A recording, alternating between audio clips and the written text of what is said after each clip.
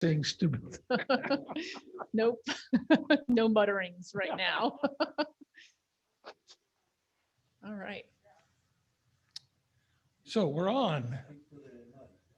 Yeah. Good afternoon, ladies and gentlemen.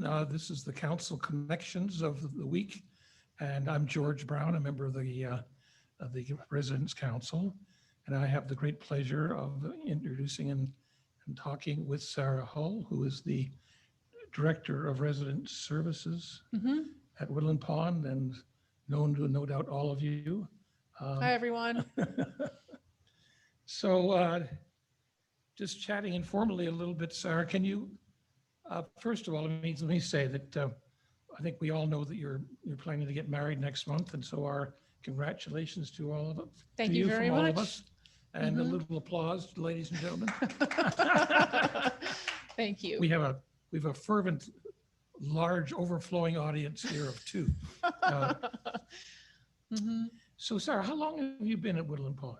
I've been at Woodland Pond for, it'll be 12 years in June. So you are a beginner. I mean, Yes, I'm a beginner. I began here when we were still only in the offices on Route 299 in Highland. Oh my God. Yes, and then we moved into one of the cottages as the rest of the building was continuing to be built.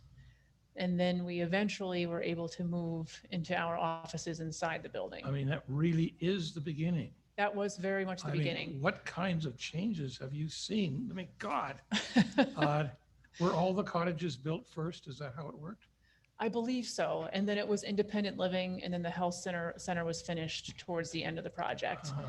And yeah, I remember the first night that we had people occupying apartments, and there were only, actually the first night I think there was just one apartment occupied, and it was Adela Decker. Uh-huh. And Adela's family happens to live right down the road from me.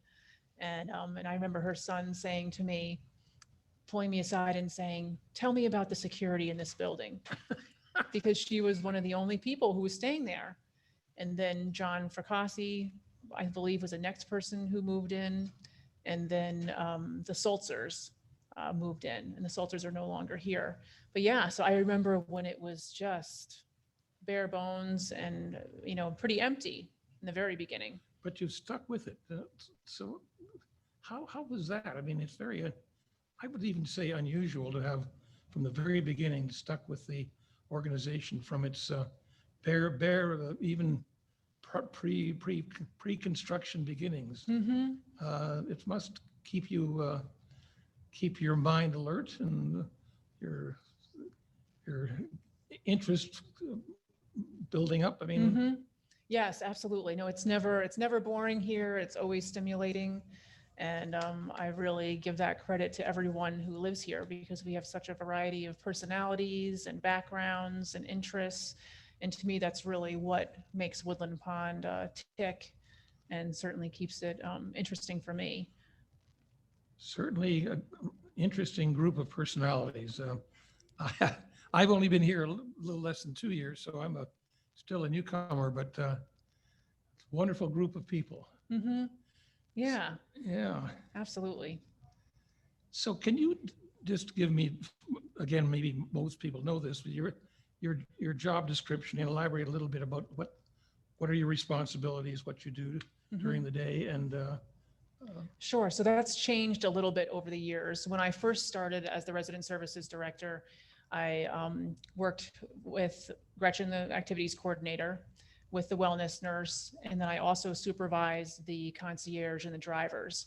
And then as the years went on, myself and Michelle realized that we needed to change that up so that I would be able to have more time to focus on the independent living residents and their family members and all of their care.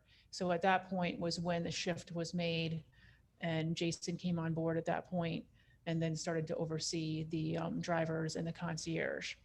So basically, what my role is to provide social work type services to the independent living residents and their families. And what that involves in a day is my door is open, and typically in a day, people will just stop in and to say hello. They may come in and sit down and just talk to me about what their concerns are, what their questions are, how they're doing emotionally. For instance, someone might stop by and talk to me about their spouse and say, you know, I really need to get some care in my apartment for my spouse. How do I do that? How do I open this discussion with him about doing this? Or someone might come and say, I think I could really use some counseling services. Where can I get counseling services? How does that work in terms of insurance and private pay? A family member might stop in or call me and say, I'm getting concerned about my father. He seems to be having more difficulty walking, or he seems really stressed out lately. You know, who can help? And then at that point, I might offer to visit, to call, to check in.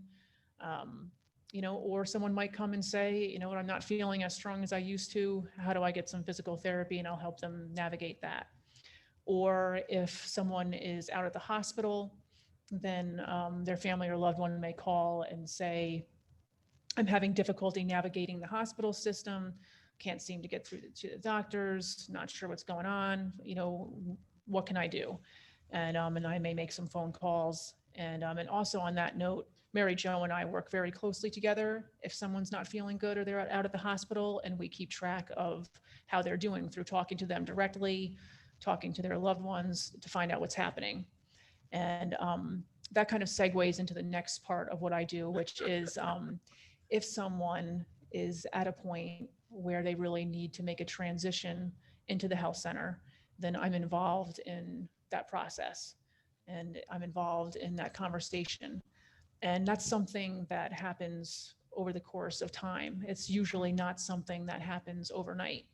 And occasionally I hear that some people feel fear about my contacting them or visiting with them because they're afraid that I might be about to initiate a conversation about them needing to move.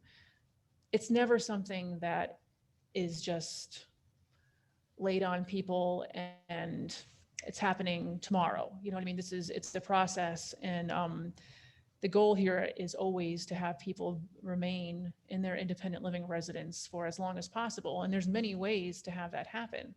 Sometimes people just need to have a little bit of extra support a couple times a week, a couple of hours each one of those days, and they're set.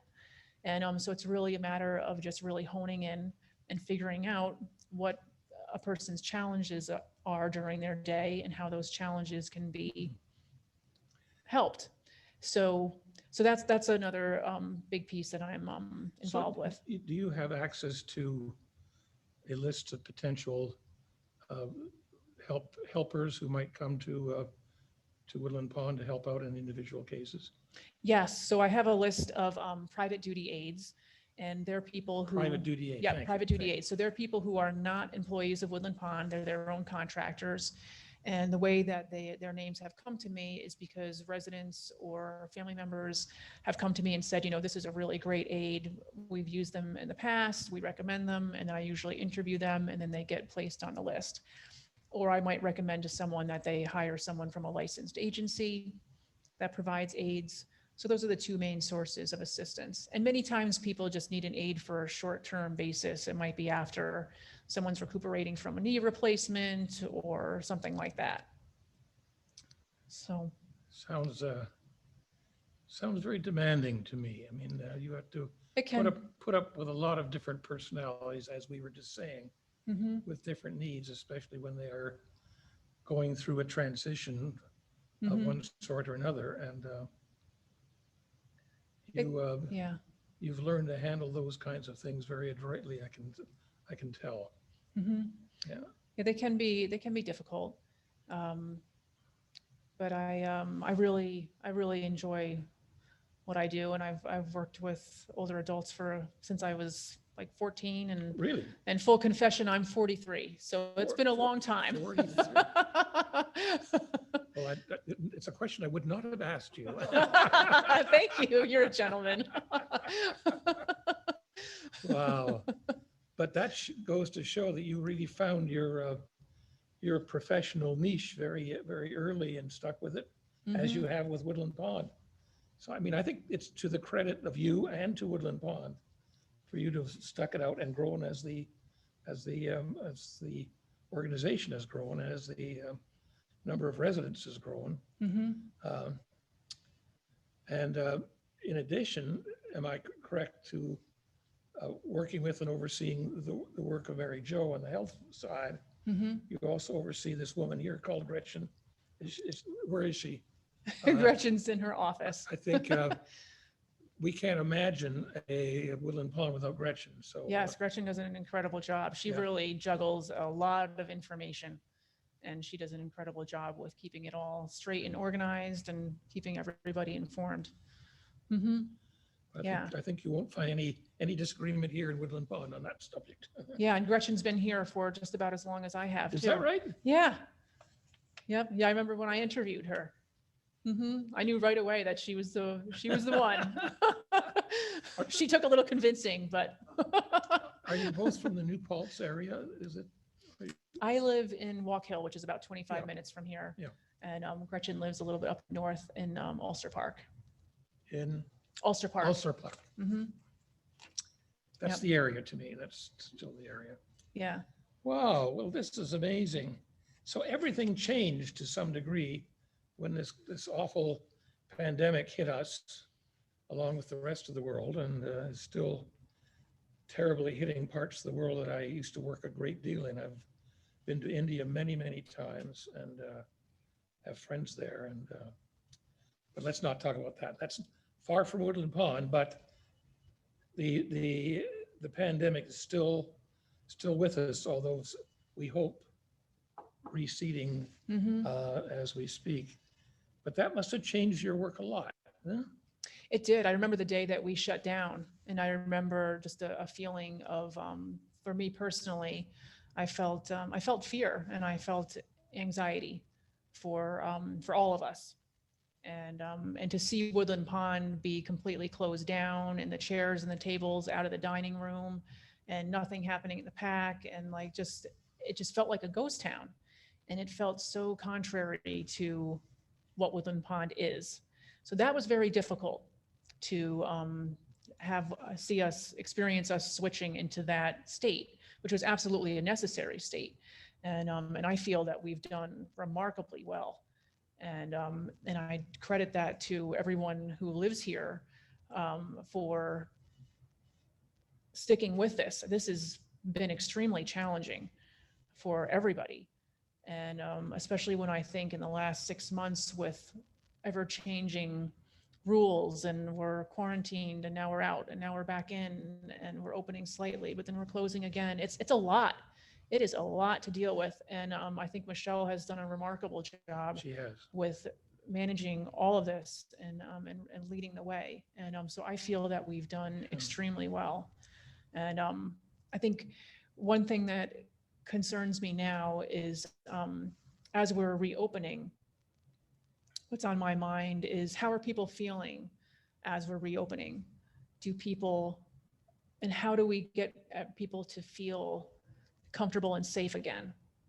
Because when I think about the mindset that we have all been in over the last little bit more than a year, we've been in a mindset of, to some degree, like anxiety and constant and hypervigilance and so on and so forth. So as we're coming back into having more activity here, I'm just observing if people are coming down easily and feeling comfortable, or if people still have reservations about getting together, and just really looking at all that. So I think it's going to be a process to get comfortable with living again. You know? Exactly. I mean, it's ironic that all of us, I would say, have been feeling pent up and Mhm. closed in, and now the doors are opening, and yet there's this slight reticence. Is it really safe to go out into the wider world? Can we take a mask off like you and I just did? Can we go to the dining hall without the mask? And I mean, it's kind of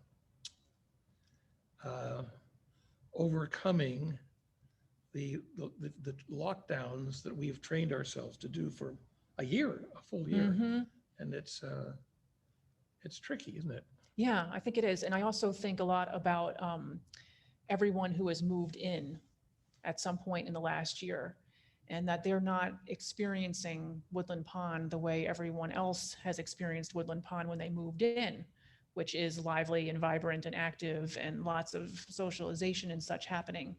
So I think it's really important for all of us as staff and everyone as residents to really make sure that we're reaching out to everyone who's new Yeah. to help them along with their transition in, since their transition in is Yeah. not what it normally is. Well, we're quite aware of that on the Residents Council, and the welcoming committee is well represented. Yes, and, absolutely. Mhm. in the person of Alice Cross. Yes, Alice has done is And great. Annette. Yep, and Annette's Yeah. a great mentor. Yeah. Mhm. And it's hugely important. Well, and now coming up to the summer where, again, knocking wood, most of the rest of the limitations will be lifted. That's what our esteemed governor is saying. And of course, I'm with a public health background, or have to be a little bit cautious because this virus is, and its different variants is unpredictable. And Mhm. I myself don't want to get too far ahead of the game and being enthusiastic about going to a Broadway play. I mean, good God, imagine sitting right beside someone you don't know who may or may not be vaccinated. I mean, Mhm. but that's a long way from here. But still, there are things that are opening up already, and I know that you're part of the senior committee, management committee that sort of orchestrates that. Can you say a little bit more about how you're helping us come out of our various cocoons? Mhm. I feel like we're having a gradual approach to continuing to open and do more things. For instance, coming up, we are going to start to use the bus more and to get the woodland walkers out, to probably do some newcomers bus tours and take some new residents out into New Paltz to show them around. We're looking at going out to take the bus to other small, outings. And we're figuring out what limitations in terms of numbers of people on the bus we feel comfortable with. The women's tea is starting up again. That's going to be outside. We're figuring out food service around that. So we're really looking at, we're going to be allowing 2 people in the fitness center again at a time. So we've recently increased the number of people at the pool to 5, which was permitted by the Department of Health. So I think it's like a gradual approach. And you mentioned the Department of Health. That's the State Department of Health. Correct. You Mhm. have to follow their regulations very closely, I'm sure. Right. Mhm. Well, it's what the other big area we've really not touched on is the health center, which is, although we in the independent living have gone through a lot of close downs, it's been much tougher on that side. And are your responsibilities touching that part of the organization or not? No, my responsibilities are strictly in independent living. Yeah. Mhm. So we'll leave that to another council connection discussion, because that is such a hugely important part of, I think the existence of the health center is why a lot of us are here in Mhm. independent, because we know that we don't live forever. And, so I think I've exhausted my list. No, I have the last question for you. What more can we, the residents, do beyond what's happening to take steps forward? I mean, we're talking about what you're doing. Mhm. What can we do? I think it's always good for residents to let me know, let Gretchen know, what other interests do you have? What other programs would you like to see? How can your personal interests be utilized somehow here at Woodland Pond? And as I'm saying that, I'm especially thinking about all of the people who are new in the last year. I'd be really interested to get to know them better, find out what their interests are, and find out who might have something that they'd like to share. If it's facilitating some kind of a class, anything like that. I think what would be helpful is helping us staff to figure out how to bring everybody back out and back together again, how to get back to that community again. And I feel like we've always had a strong community, and we still do. How else can we keep on building that, especially as we're reopening? How do you I don't know lure if- people back into the dining hall?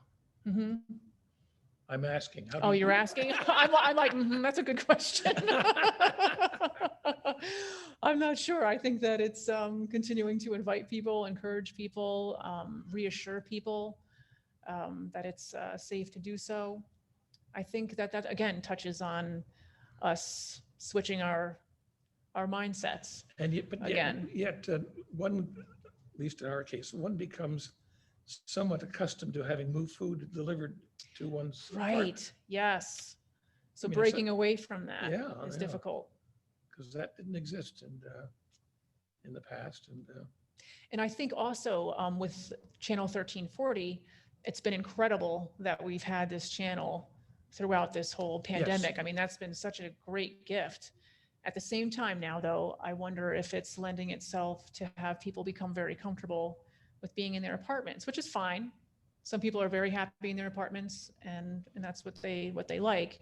But what I'm getting at is it causing people to become kind of, I don't know if complacent's the right word, but is it causing some people who used to come out more regularly to be like, oh, I can just stay home and I can just watch it, That's right. So is that actually causing a decrease in socialization that would have happened otherwise? Well, and getting this room, the packed again, filled with people, would be a huge step forward, because I can remember since I've told you, I've been here for 2 years, and the first year was very lively, including here in the PAC, and the second year was all COVID. So I've only experienced half my Woodland Pond life in the open arena, and it's going to be important to come back here. Fully. And, Right. Yes, and it will that's be. starting to happen, right? Yes, slow but sure. So we have an interesting contingent of audience here. Could I ask any member of the audience if they had any questions for Sarah? Not a direct question, but I see on the schedule there's a couple outdoor concerts for next week. So that's an example of things opening back up. And which cottage were you in? So I'm just going to repeat what you said since you don't have the mic. So that was Dave Smith, and he was talking about the outdoor concerts that are scheduled next week for the courtyard. And so as another example of how we're opening up more and bringing some typical activities back. And the cottage that we were in, he was asking what cottage were we in when we first got to Woodland Pond before the main building was open. When you look at the parking lot that's in between the north and central wing, it was one of those cottages kind of to the left. I don't remember the exact number. It sounds like yours, Dave. It might have been. Yes, it might have been actually. I think. Yeah. I think we should get Paul Farges to put up a nice plaque Yeah.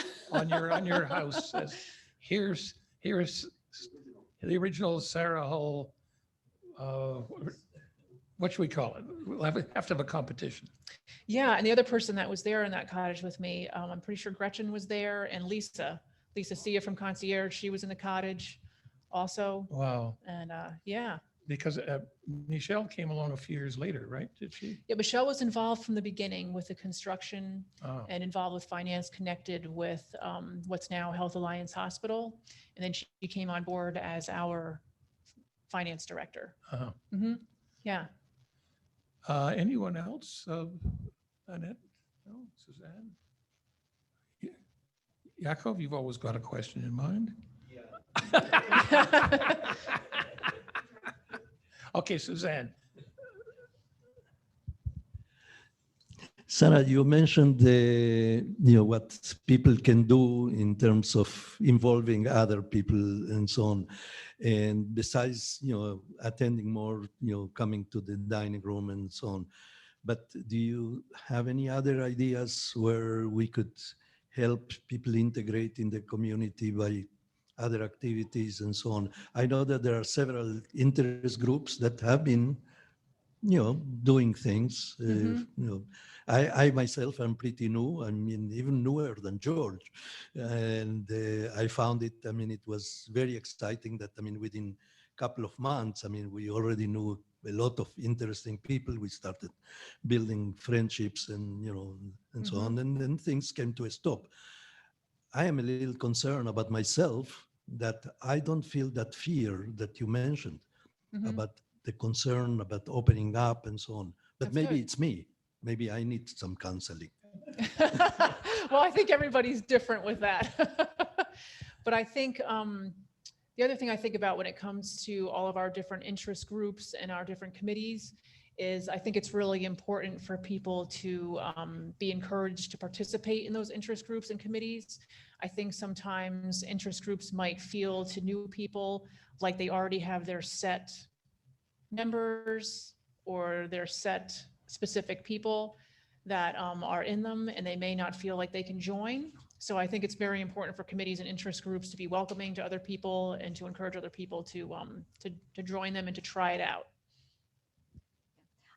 My comment or suggestion is along the same line of getting people out, the people who've moved in during the pandemic and the shutdown. Many of them have been in the habit of having meals delivered and are just kind of into that like a rut.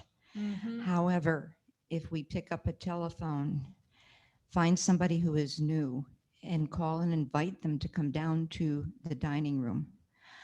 My experience has been, oh, that's a wonderful idea. Thank you for inviting me. Yes, I'll come. We all know how to use a telephone, and I would encourage more people, just find somebody new and invite them down. They'll love to come.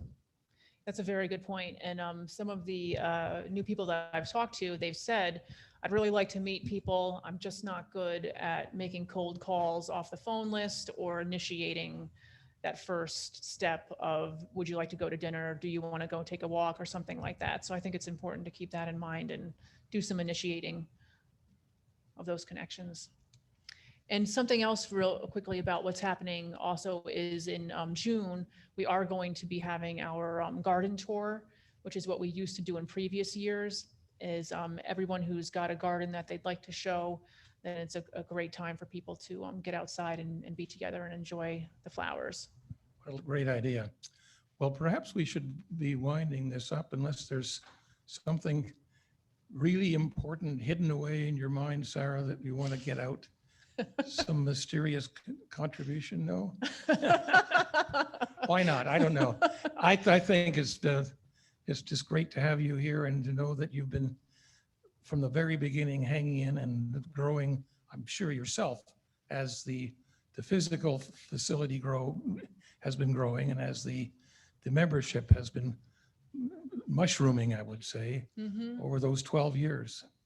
Wonderful. Well, thank you very much, and thanks for your good work. And we'll be seeing you around the campus. All right. Thank you. Thank you. Pleasure. Bye, everybody.